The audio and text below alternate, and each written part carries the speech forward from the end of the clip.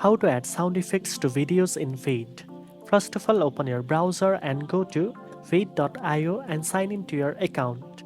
From the dashboard, click on the Create button and select New Project from the drop-down.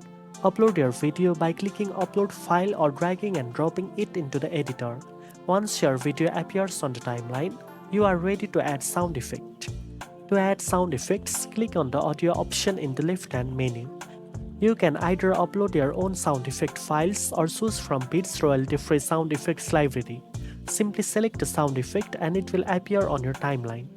Once added, you can trim, adjust the volume, and position the sound effect exactly where you want it in your video.